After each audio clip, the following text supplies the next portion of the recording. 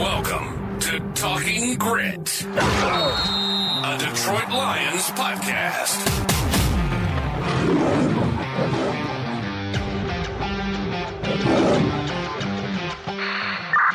Talking Grit is brought to you by the Monroe County Reporters, Monroe's top news source for police, fire, and community events. Post 3 and Depot Street.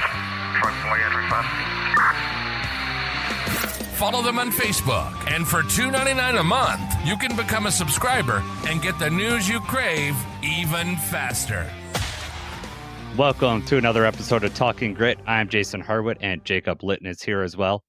It's kind of an interesting week for Lions fans. We are in the playoffs, but we don't have a game this weekend because we earned that first round bye. So we thought we'd invite Morgan Cannon on. We're going to talk about the coaching carousel. We're going to rank the NFC QBs. And we're also going to talk about who we'd want to face in the playoffs. So, Morgan, have you recovered from Sunday night yet? My voice is, I would say, 80% back. So, I'm not mad at that. So, yeah, I'm okay. How about you? Yeah, I'm getting there. Jacob's yelling at his TV. I'm in the stadium yelling. We're all going into work Monday. We got a whole nother week to recover. So, we got some good football games to watch this weekend. I'm really looking forward to having a stress-free football weekend, a playoff football. Me too. Like, wildcard weekend's already one of my favorite weekends in sports. And so making it like the Lions got the 1 seed is just that much sweeter. And like college football playoffs are like expanding it because they started tonight. So you got college football playoff game tonight, tomorrow, and then you got playoff games for the next 3. You got 5 straight games, 5 straight days of playoff football. Can't complain about that. No. All right, Morgan. So Jacob and I already talked about the Minnesota game on our podcast the other night. I kind of wanted to just get your quick thoughts on the game. I know you did a write-up on Amik Robertson, so why don't you touch on him a little bit, and then maybe I got a couple more follow-up questions for you. Oh, Amik is just quickly, you could see when you turn on the tape, like they had a plan, and he was jamming Jefferson and Addison at the line of scrimmage. I had an old defensive backs coach like on our staff, and he used to tell our DBs, he'd go ahead and choke the you-know-what out of them. Get up there and choke that man. You know what I'm saying? Grab up there on the high on the chest plate and inside the shoulder pads and let him know you're there.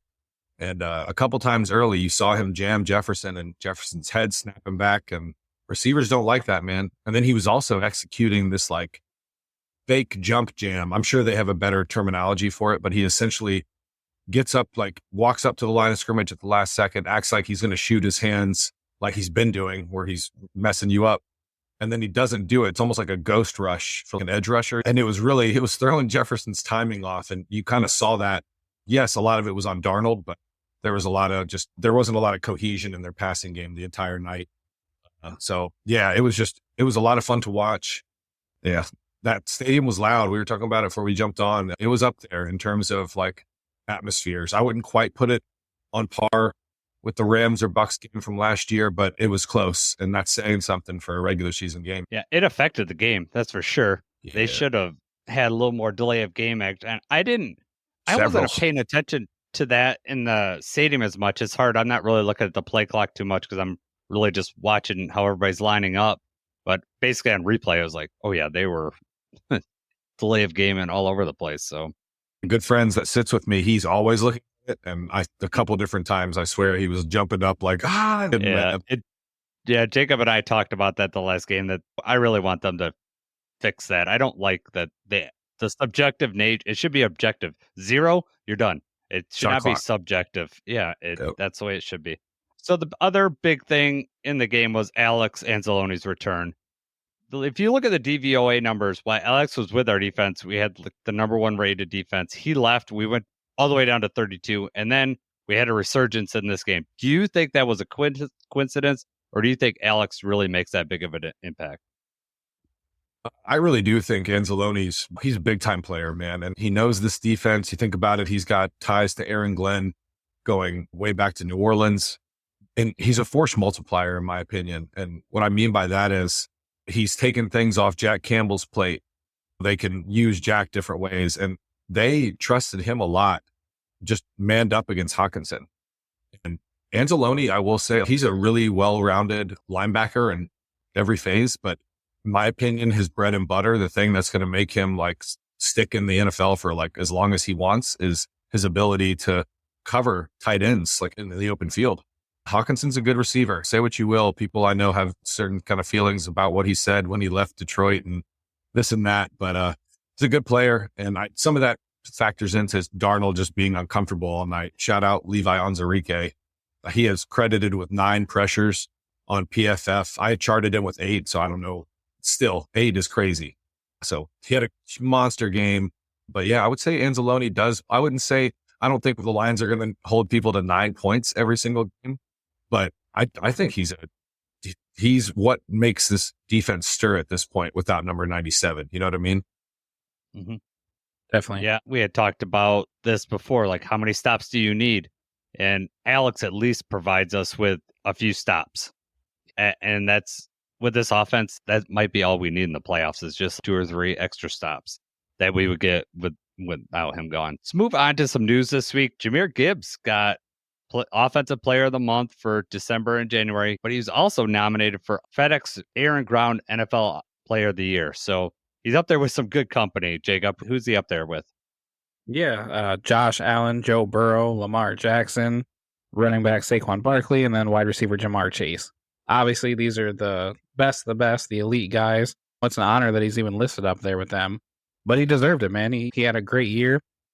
Especially, I mean, if you're considering, you look at his stats, I mean, he had 100 less carries than Saquon Barkley. So, of course, he's not going to have as many yards. Yards per attempt, Derrick Henry had 5.9, Saquon 5.8, and then Ja has 5.6. I mean, that's elite level play. And if you look at, he out-received Saquon Barkley, which I was surprised. He considerably got almost double the amount of receiving yards on Saquon. So I was kind of surprised by that. And obviously, Jahmyr led the NFL in touchdowns too. So with 20, which for a part-time player, I don't want to say part-time player, he's been full-time last few weeks, but with Demo there, essentially splitting time. So pretty amazing for the second-year player. 20 touchdowns is crazy. And he finished, it was 1,959 yards from scrimmage, if I'm not mistaken. So sniffing 2,000 yards from scrimmage, like you said, Jason, sharing time with another really good running back in this league. And I'm so excited he's going to be back for the divisional round from Dan Campbell. He expects him back. So yeah, exciting to see so much recognition. I don't know if y'all saw this, and people can, if they're listening to this, maybe they already know, but Kirby Joseph posted a couple cryptic happy things at 2 or 3 today, both on Instagram and Twitter. So I wonder if he got all pro news, because doesn't that drop tomorrow? It drops tomorrow, I want to say, for us, but I wonder if his agent gave him a call. Yeah, might give him a heads up, huh? I hope so. Me too, man. Guy deserves it, man. Absolutely. The game on Sunday was the most watched Sunday Night Football finale since 2012. There was a lot on the line, but it kept America's. I expect the Lions to get a lot of primetime games next year. Yeah, the whole nation's pretty behind us, and the actual schedule, but who we're going to play. And we don't need to get into it too much, but we have Murderers Row, and our away schedule is going to be tough next year. And we play all 7 of the NFC playoff teams next year too. And then Penei Sewell was put in the All-Pro first team. So NFLPA All-Pro first team. The NFLPA does that. Penei was the only one to make that list, but well-deserved. Didn't make PFF's All-Pro first team. Another chink in the PFF armor, if you ask me. God. It's gotten bad, man. I'm not trying to be a hater, and it used to be better than it is now. But for a while, if you talk to football people, coaches, in high school or college, or definitely NFL players, stick their nose up at it.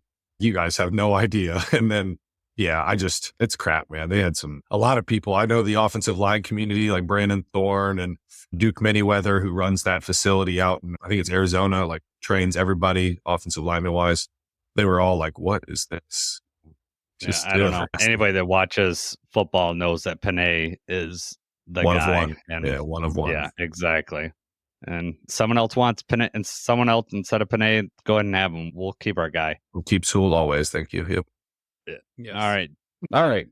Here's the question that I want to ask. So there's currently 6 head coaching jobs available. Those are the Raiders, the Jets. Those two do not have a GM. Then you have the Jaguars, Bears, Patriots, and the New Orleans Saints. So there's 6 jobs out there.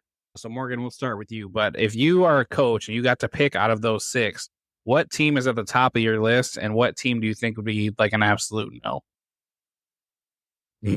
So I tried to look at this like analytically. So I'm considering everything, like what division they're in, the shape of the roster, the owner. That's a big one, in my opinion. That a lot of people, I think that's why Aaron Glenn, if you guys didn't, I know you guys know, but said no thanks to the Patriots. Because what did y'all do for Gerard Mayo, man? You gave him a terrible roster and said sorry. I don't know. That's probably for a different topic. Terrible look. Yeah, man, it's just not good. Not good optics. If I were going to pick, I would lean New Orleans because I think you're going to get a fresh start. I like the GM in place there. They've been a winning organization before. I know this year was tough and that kind of things, post Drew Brees era. But I think you get a long leash because they are in cap purgatory. So you're gonna have a little bit of runway. You know what I mean? I think it'll be like a 5 or 6 year contract because the owners got to know, okay, this is going to take a little bit of time because you guys kicked the can down the road, financially speaking, for a long time. And now that bill's kind of come due. For all the salary cap is fake people out there. No, it is not. I promise you. That thing always comes due. That's probably what I would do. And I'm also considering the division, them being in the NFC South. The other one that came close for me was the Raiders because it looks like they're going to get a clean reset, GM, everything. And I just like the Raiders jerseys too. It's pretty cool. What about you guys though? You can go ahead, Jacob. I'll go after you. I like the Saints for pretty much all the reasons that you had already said. Just the idea that you have a couple years, you don't have to worry about doing like what the Patriots did and kind of abandoning the ship right away. And you also don't have the issue with the Jets where it's you have to win right now, or you have that perception of it's going to be tougher to win that division and everything. So the Saints I like. I also like the Jaguars though. The Jaguars, they have the cap space. They have the top pick. They have some decent pieces to the team right now. I think they have decent ownership and kind of the same thing as the Saints where the Jaguars historically, you're going to get a few years. They're not going to come in there and fire you after 1 year if you don't perform. So those are my 2 spots. I definitely like the Patriots. They have the cap space. They have the pick. Historically good franchise and everything. Just, I don't know. I'm not liking the Mayo thing really rubbed me the wrong way. And obviously coaches want to be a head coach. So somebody wants that job. But I think it's very telling the AG just flat out was like, no thanks. I don't even want to interview. Hilarious, honestly. Yeah, honestly, I think the writing on the wall with the Patriots is that Vrabel's the guy. Because if you look at the 2 interviews that they had, I mean, they had 2 minority candidate interviews, which Brian Leftwich is not going to get a head coaching job. That just clears the Rooney. Like, it felt to me like they're clearing the Rooney rule, and I don't like that. That rubbed me totally the wrong way. It's not in the spirit of the rule. I mean, you're going to interview Aaron Glenn. Okay, you're interviewing a real candidate. Okay, and they did offer that to him, but he read the writing on the wall. Vrabel's going there. Patriots are out just because of the whole Mayo thing. I'm with you, Jacob. I like the Jaguars just because I think, especially if Ben Johnson went there, I think he could really work well with Trevor Lawrence, and they got some stuff. They are not that far away from having a productive year. 2 years ago, they were like neck and neck with the Lions. When the Lions were coming up, it looked like the Jaguars are heading up, and then the wheels kind of fell off. I feel like you get the right leadership in there. The drawbacks for me with the Jaguars is their fan base.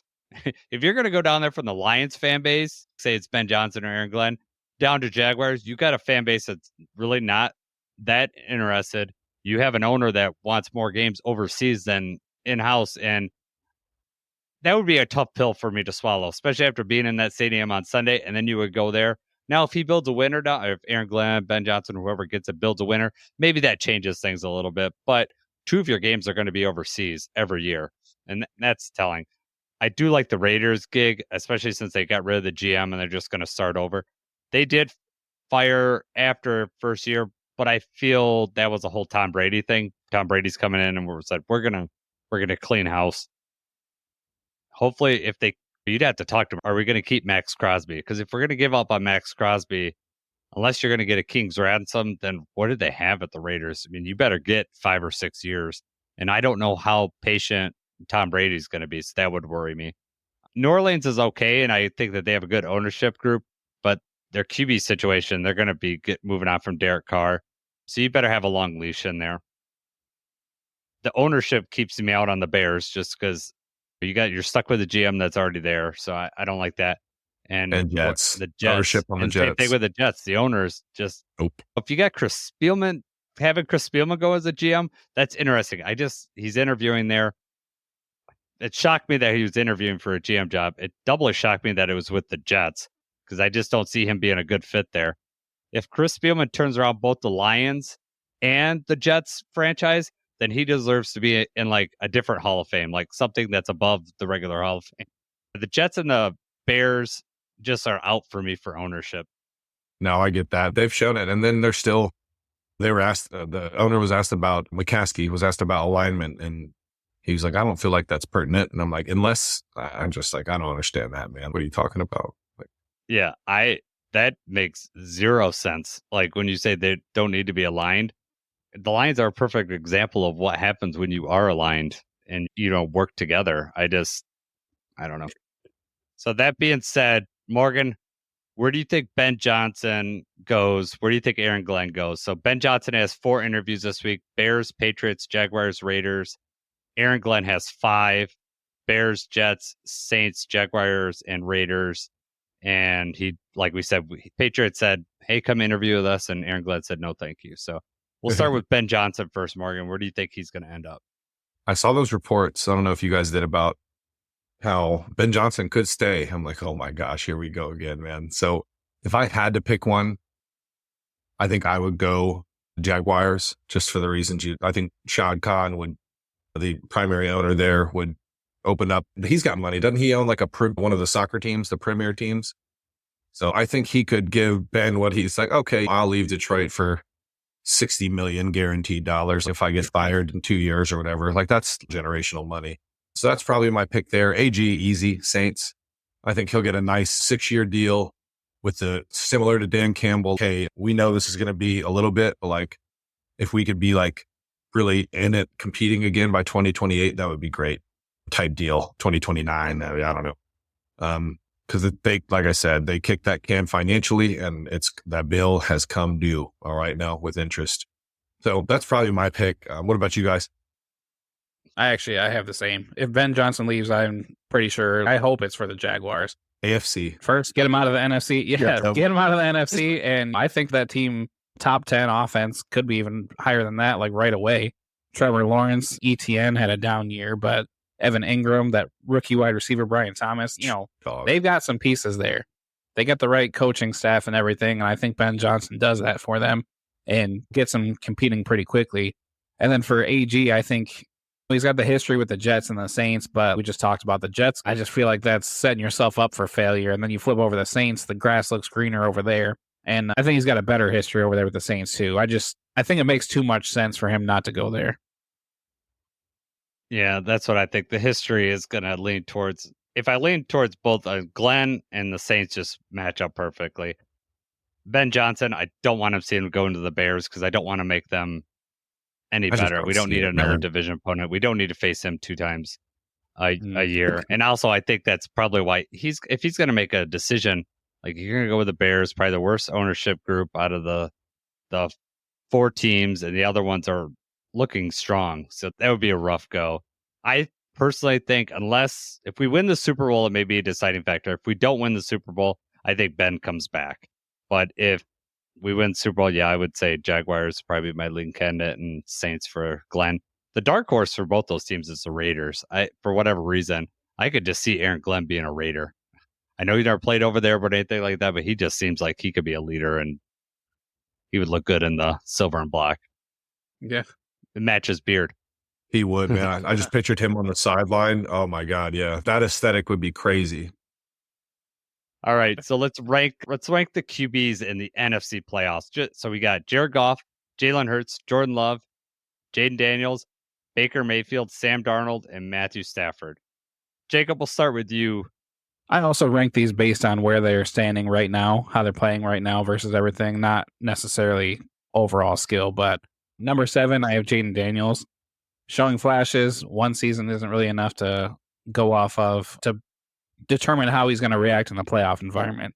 Then I have Sam Darnold. This is the best season he's going to have in his career. And I think last week was telling, and this playoff game is really going to be huge for him. Then I've got Baker Mayfield, Jordan Love next. Jordan Love, when he's on, he's not worth the contract yet, and he hasn't been playing very well.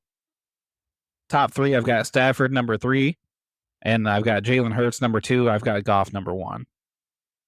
And once again, not necessarily that Goff was the best quarterback of all these people, skill-wise and everything like that, but with this team, this offense, and what he's doing, it's firing on all cylinders right now, and I just think he's number 1.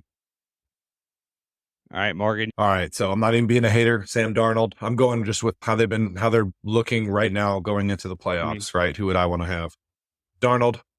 Then I'm going to go Daniels, playing really well, but these are some good quarterbacks. Mayfield, and then Love, Hurts, Stafford, and then Goff for me. I know Stafford's awesome, man. Some people are going to be like, what, you're a homer? No, listen, I'm great player, like playing really well, but so is Goff, man. Like surgical. And some of it's, he's been in this offense for a long time. He's very comfortable in it. He trusts, that throw he made to Jameson on the 4th down, like on the crosser, up to the arm angle, dude, he got blasted.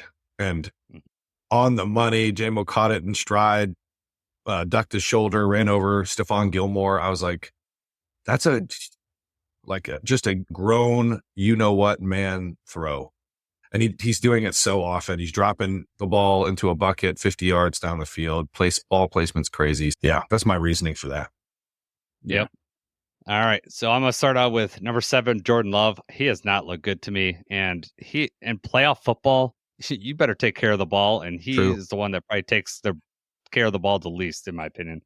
Sam Darnold, I agree with you, Jacob. We saw what looked like in a pressure environment last week. And going into this game, this is going to be a big money game for Sam Darnold. If he wins this, then he's going to get a bigger contract next year. If he goes and loses, everyone's going to remember the last 2 losses, everything on the line with the Lions, and then everything in the playoffs on the line, and you go and lose those, especially now that they're moving this to a neutral field because of the fires in California. That's a big bonus for Sam Darnold. He's getting out of enemy territory. Not that SoFi is like this. It's never the environment that Ford Field is, but, it would have a lot more Rams fans than what's going to have in Arizona for sure. Number 5, I'm going to go with the young kid, Jaden Daniels, just because this is his first time in the playoff. His legs is the difference between the other 2 guys. He will make some plays happen. He's thrown some balls on rope. I'm impressed with him. We'll see how he goes. I would not want to face Jaden Daniels as a Lion. Him being able to run around. I'd rather face Darnold or Love, to be honest with you. Number 4, Jalen Hurts. I know he hasn't played exceptionally well this year. He's got the concussion thing going, but he does have a lot of playoff experience. So that does give him a leg up on the other guys. I like Baker Mayfield. I think that guy is a tough player. They were talking about him coming here, like when everybody thought Goff wasn't the guy, I would out on Baker, but what he's done at Tampa Bay, I've been really impressed with him.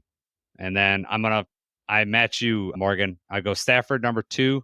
Guy who's been there, won the Super Bowl.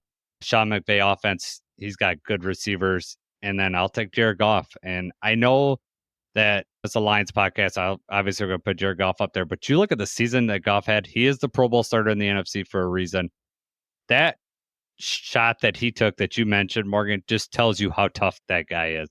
I mean, he's a tall, lean guy, but man, that was a full man lick that he took, and he got right back up, and he will do what he needs to in the pocket to complete the pass. That meant holding it for an extra beat and knowing he was going to just take a lick. That was a free runner, wasn't it? I mean, it was right in his face. He knew that was coming. He's just not gun shy, man. He like plays like that, and then he had the one where he tried to float it over to Craig, which he'd have gone for 20 yards if he'd have caught that thing. He was by himself, and it was just a really good play.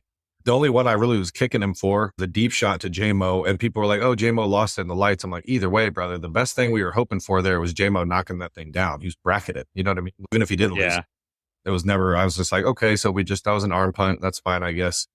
And the on first down. I know, that's exactly right. It was on first down. When I was watching that the other day, I was hoping it was on second or something. I was like, nope, put down, light it on fire. No, it was like we stopped him on fourth down, and then we immediately gave it back. And that just tells you how impressive the defense was, because how deflating is that? You stop them for 4 downs in red zone within the 5-yard line, and then the offense immediately gives them back. And again, that was right at midfield. Then we had to go and stop them again. That was so uncharacteristic of Jared to just throw it up like that. I don't know what he was seeing, unless he missed the deep safety and just misread it totally. And he's not a guy that's going to get pressured in that end zone like that and just throw it up like that. He would find someone else to check it down to and throw it out. So I was totally confused by that throw. That's a good point. Maybe he never saw the deep safety, but I would love, to your point, Jason, I would love to ask him, like, brother, what were you doing there? Yeah. I love that you trust J-Mo like that, though. He said, F it, J-Mo's down there somewhere. Well, that's when you say arm punt, everybody always thinks of Stafford and Calvin. Just throw it up, and anyone blaming J-Mo on that, I mean, the ball shouldn't have been thrown. He threw that? Like, it's probably... Yeah. That's what I thought. There's no way that Jared's throwing that up like that. Yeah, that was a strange turn of events in that game. Just throwing it up was just a strange occurrence for Jared. But second half, he decided, no, that's not how we play football here, and turned it around. Just bounces back. Exactly. That was my point, that big long thing. But yeah, he just bounces back so quick, man. Comes back and makes a throw or evades somebody in the pocket and drops a dime. He doesn't blink. And I think that's huge for a quarterback, especially as you're about to buckle up, because it's win or go home now the rest of the way. So yeah, exactly. Yeah, pressure's on. Speaking of that, we got all the games this week. There are 4 teams that the Lions could face in the next round.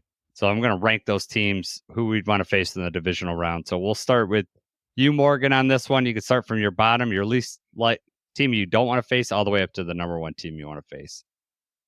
Okay, I want to preface this with, I think the Lions are better than all 4 of these teams, and there's a chance that any of them could beat them, but the Lions are better than all 4 of these teams. Vikings, again, I don't want to play them the third time. I still think the Lions have the edge, obviously, but Jefferson could go crazy. You just never know. It's another playing the team for the third time. Rams, I think it'll be tough, especially if Stafford's dealing again. The offense had hit a little bit of a lull even before they sat people in week 18, but he's a vet and he's been doing it forever and ever. I think they can easily catch fire again, and Kyrie Williams is tough. And then I would go Packers, just because they're not playing good ball either. Like, I firmly believe people are like, oh, they probably didn't want to win that game. No, dog, I don't think they wanted to go to Philly. Okay. But that doesn't seem like something that's smart, right? So they wanted to win that game. They just didn't. It didn't work out. And then I would go Washington, and like Jaden Daniels, but rookie quarterback. I know he played at LSU. Well, brother, this is the NFL. It's going to be loud in that cozy little dome, and the hounds of you-know-what be coming after you. So I think the commies would be, if they beat the Bucks, I would like that to happen too, because then we can just watch the Monday night game chilling. You know what I mean? Because we're already set. We're already set. Yeah, that would be nice. I didn't think of that avenue, but I'll rank my teams. I'll go next. So I'm going to start at the bottom. The Rams. I just don't want to face Stafford again in the first playoff game. I just don't want to be there and have that whole tired storyline. Whatever. I don't want to hear that. I'm a little more scared of Jaden Daniels than you are. I don't like his legs. I don't like the wild card that his legs bring. Give me the division. I know we beat them twice already this year. Beating a team 3 times is really tough. The Vikings are my number 2 team. I think just facing them 2 weeks ago, it's a short turnaround, and I don't like that. But give me the Green Bay Packers. I want to beat them at home. I think we can get, especially with Alex back, we're going to get pressure on Jordan Love, and he'll make a mistake. Matt LaFleur is not very good in the division for whatever reason. He is not good in this division, so I'll take the Packers at home.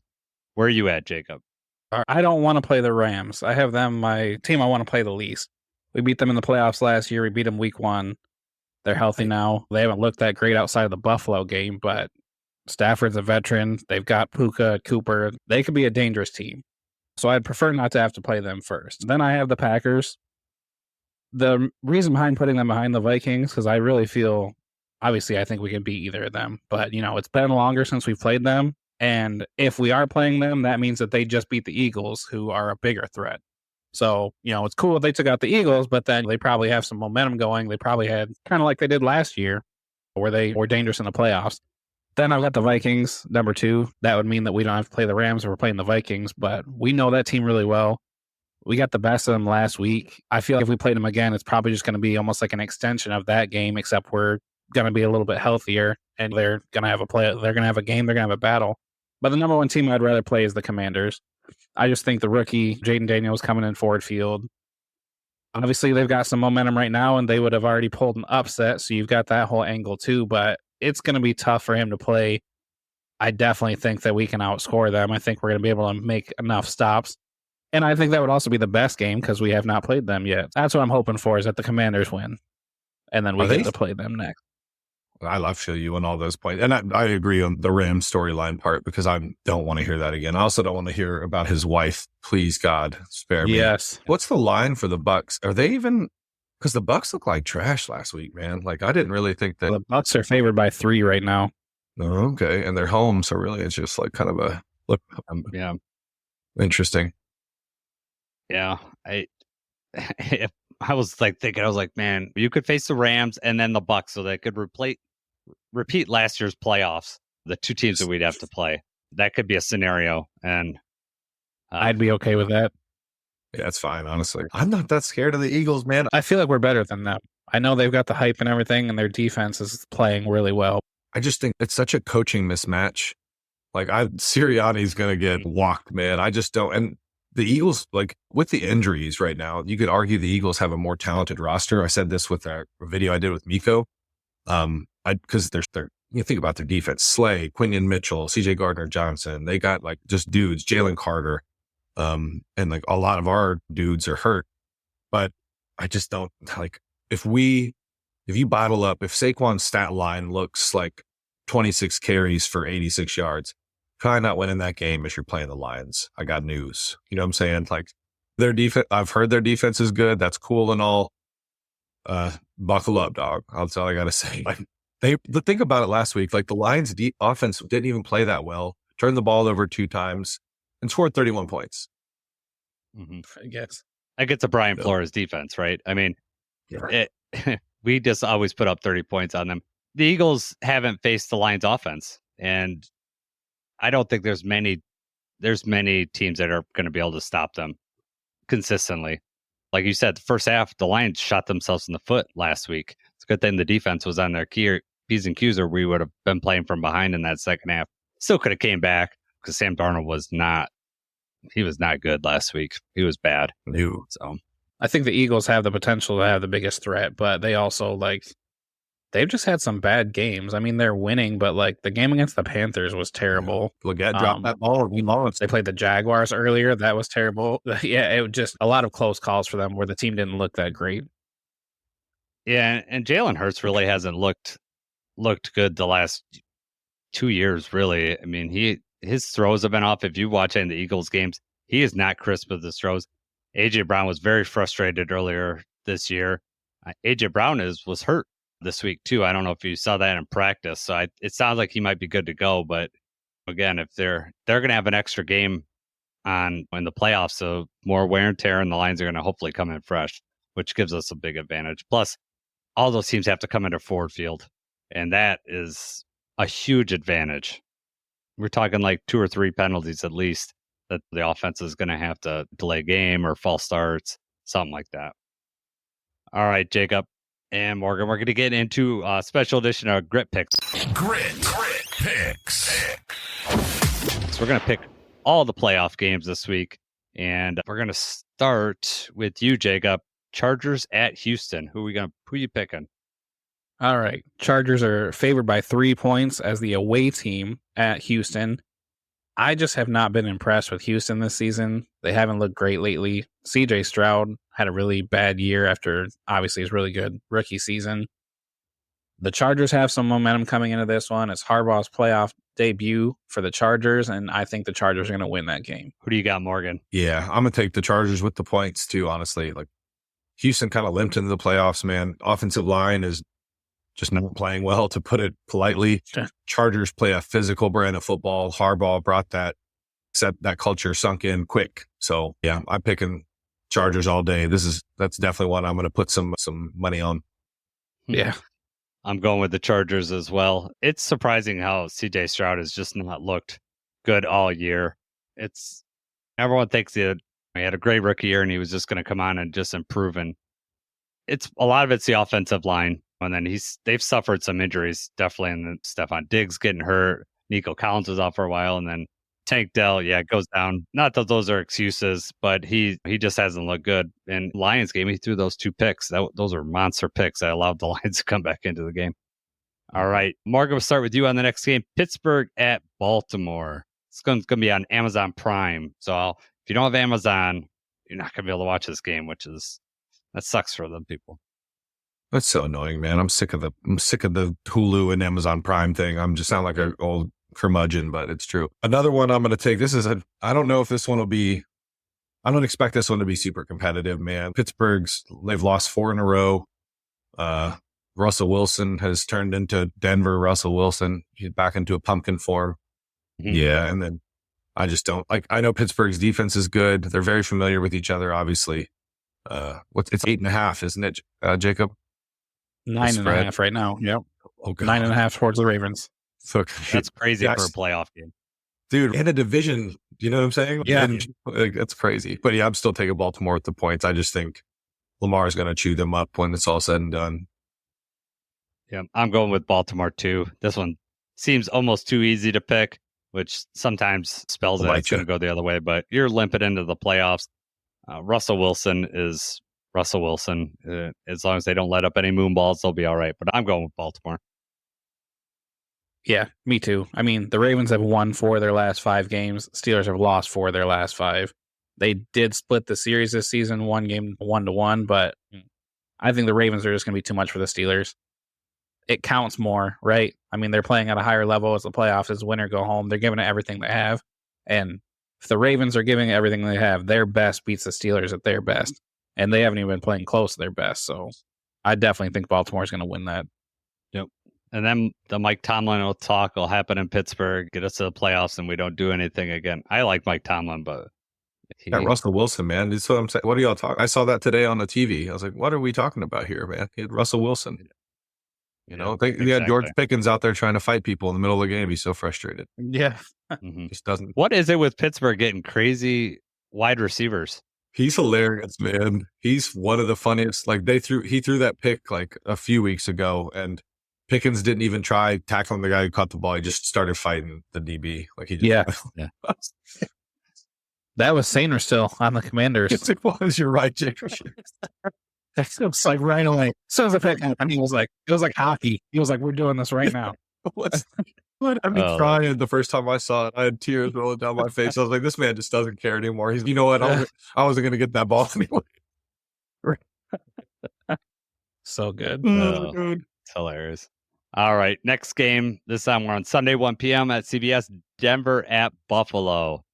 Actually, I think this is going to be a pretty decent matchup. I'm going to take Buffalo in this one.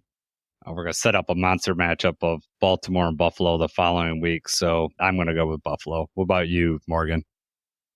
Yeah, I'm going to go Buffalo too. I think it'll be interesting to see. Denver's defense is top tier. Like, I like watching them play ball. I don't know, man. I don't think Bo Nix is going to be able to keep pace. We'll see what Sean Payton has cooked up. He's been there, done that. So that has to count for something in these situations. But yeah, I don't. If Josh Allen goes into Super Saiyan mode, what are you really going to do? We'll see. Where are you at, Jacob? Yeah, Bo Nix, can he win a playoff game in his rookie season on the road? It's going to be tough with the coaching and everything and the Broncos defense. This is actually, I picked the upset here, and I actually picked the Broncos to beat the Bills. Oh, wow. Oh, Bills are favored by 9 points. 9 points against the Broncos. I mean, which is funny because if you told me that the Bills won this game by like 24 points, I would believe you. But I also just think if the Broncos hang around long enough, they might pull an upset here. Be cool. 9's a lot. 9 is a lot in this game. Some of spreads were, for a couple of these, were really high. Yeah, Crazy. I would take the points if I was going to go that way. I think Buffalo's going to move on this week, but I think that's going to be a sneaky good matchup, especially with the spread up to 9. Denver's defense, all it takes is a turnover here or there. But at the end of the day, I'm going to trust Josh Allen over Bo Nix. I haven't seen the weather for that either. I don't know exactly how bad it is in Buffalo right now, but Hopefully it I was snows. because that's always a factor too. Hopefully it snows its butt off, man. That'd be great. That'd be good. That's what I want. If it snows its butt off there, it might snow here too. Green Bay at Philly. That's the Sunday 4:30 game. Being up there, I don't know what the weather's going to be in Philly. Start with you, Jacob. Who are you taking in Green Bay at Philly?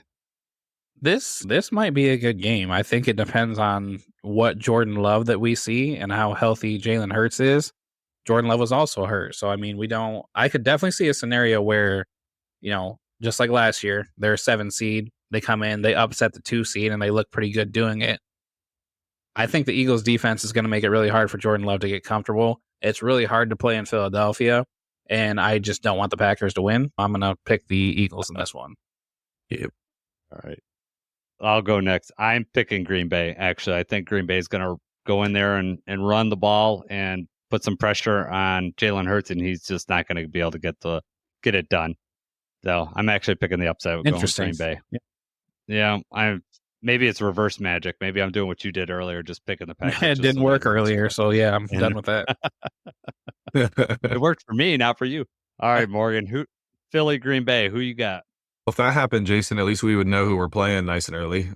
So that wouldn't be a bad thing. Yeah. I'm going to go Philly. I just don't. If Green Bay were playing better, like if we were, I don't know, I'd be more inclined. But like y'all said, man, Jordan Love's not playing all that well. They're banged up. Like Jair Alexander's out. Christian Watson's done. I don't know. If Philly's able to slow down Josh Jacobs and they can't run the ball at all, I feel like that offense is going to look a lot like it looked against the Rams a couple of times. You know what I mean? So tough. So that's why I'm going to go Philly. But it'd be fun if Green Bay won again. That'd be, I think, like y'all said, a good matchup. Come on here one more time for a third one. It'll be interesting because I think if Green Bay wins, that they'll put us on the Lions on the Saturday night game as opposed to a Sunday game.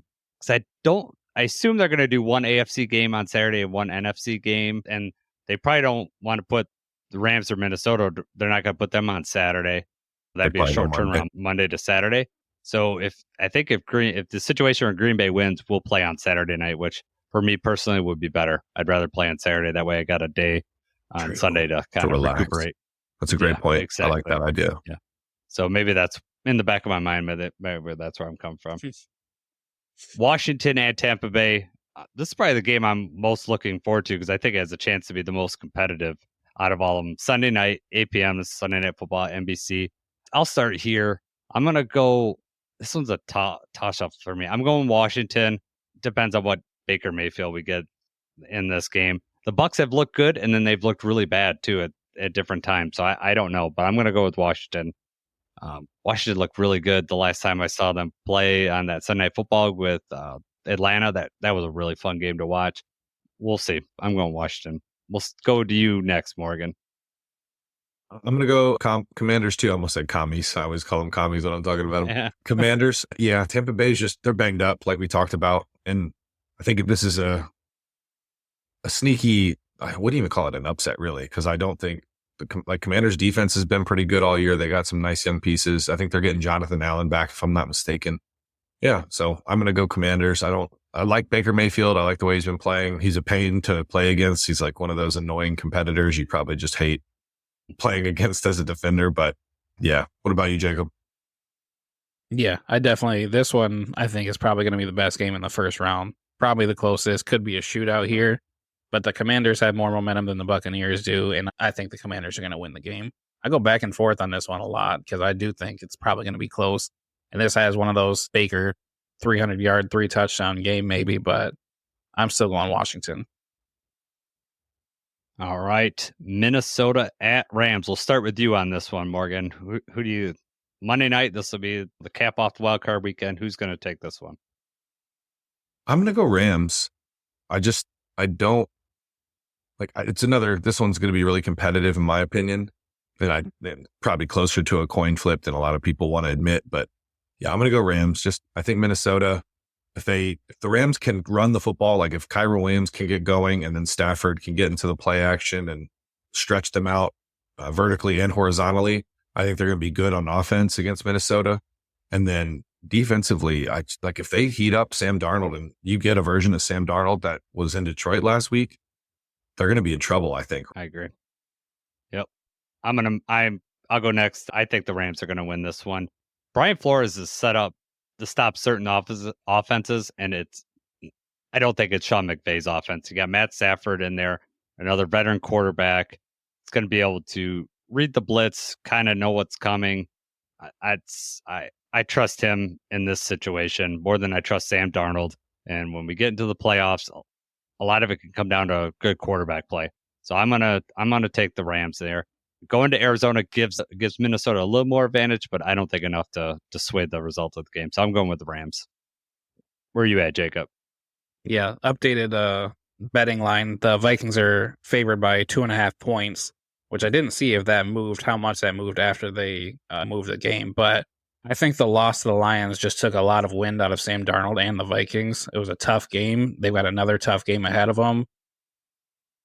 I mean, you already made the point, Jason. Stafford, being able to read where the blitz is coming from, being able to navigate through, they definitely have the tools, especially in short yardage situations, being able to get open quickly. It's going to be a long day. I think it is going to be a close game, but I've got the Rams winning.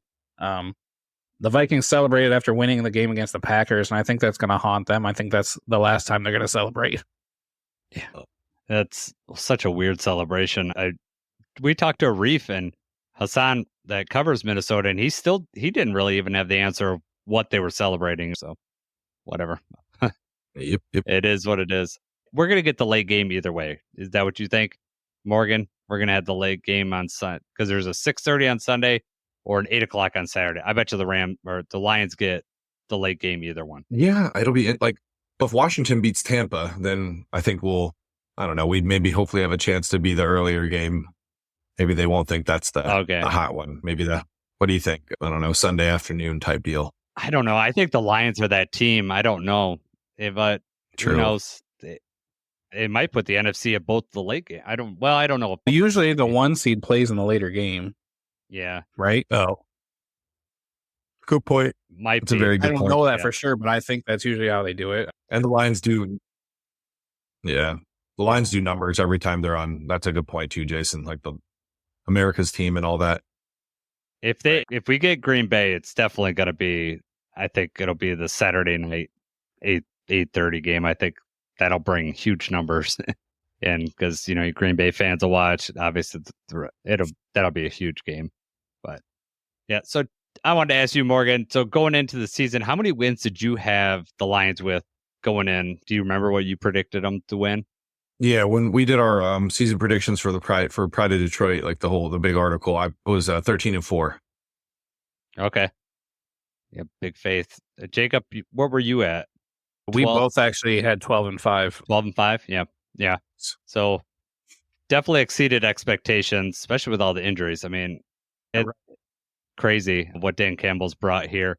And I think when we talked about all the coaching stuff, everyone's going to try to replicate what we have here. And I think Aaron Glenn is probably the closest you're going to get to Dan Campbell as far as just what he means, even more than Ben Johnson. I think Aaron Glenn just strikes me more as a leader of men. Not that Ben Johnson doesn't. I think Ben Johnson's a super smart guy, but Aaron Glenn just commands the room better, more than Ben Johnson, I feel. But Dan Campbell is truly one of one, and he gets so much buy-in from his players. And that's why for me, that's why with this injury stuff, that's why we turned out so good. And Kyle Shanahan, the 49ers, their team faltered. Dan Campbell kept everybody on the right track. And that's going to be just hard to replicate. Just like you couldn't replicate the Patriot way because no one else is Bill Belichick and he couldn't command the respect. And so that's why that kept failing. So it'll be interesting. People in the Lion way or whatever you want, Dan Campbell way. We'll see. I think Aaron Glenn's going to be the closest that you can get, though. Yeah, I'm excited for AG as a head coach because I think he's going to be a culture guy, however you want to phrase it. He's going to put his fingerprints all over the organization. and get the right people in place to make it work. Yeah, they're in the NFC, but at least they're not in the division. But I always think of what Dan Campbell said. It was several weeks ago.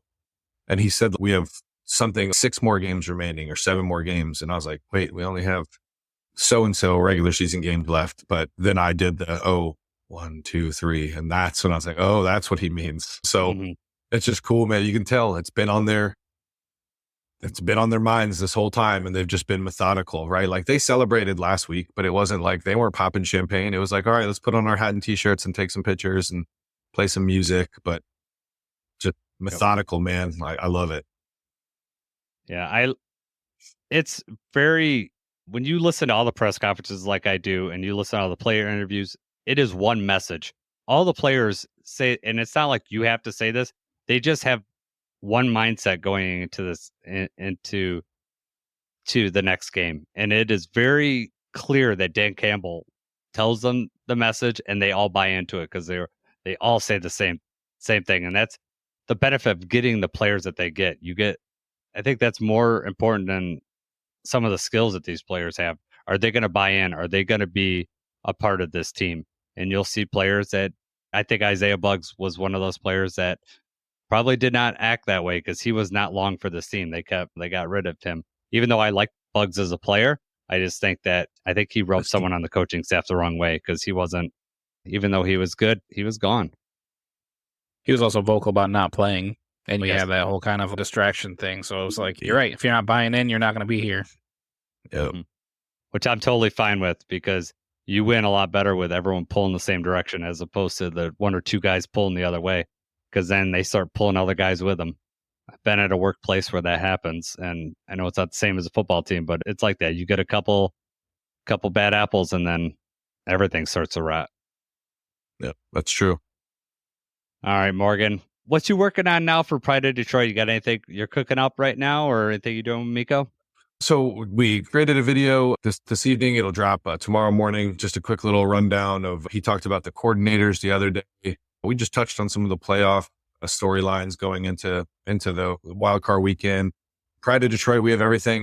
We have an updated coaching tracker. If you guys want to go over there and just keep that open on a tab on your browser, Jeremy and Eric are updating that constantly. Who's interviewing where, all that good stuff. It's very comprehensive.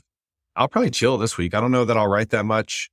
I'm really excited to just kick my feet back, man. Like that's something I said on the video with Miko. Lions fans need to soak this in. Like 1 seed, it's just a really cool opportunity. And like only 2 fan bases in the NFL of the 32 or have this feeling this weekend, just the Detroit and Kansas City. Take some time and soak it in. That's kind of been my message lately. You know what I mean? Yeah, that's a good advice. Definitely uncharted waters for us as Lions fans to be able to stay right. Here. Crazy. I think, was it 92? The previous time that we had won a playoff game when we beat Dallas, I think we had a bye that time, but I was 12 years old when that happened, so I don't remember it too well. I was 2, so I feel you. Yeah. All right. We were not friends at that point. Glad we could actually get this talk in here and a little stress-free Lion talk, which is nice. So for Morgan and Jacob, I'm Jason. Let's go Lions.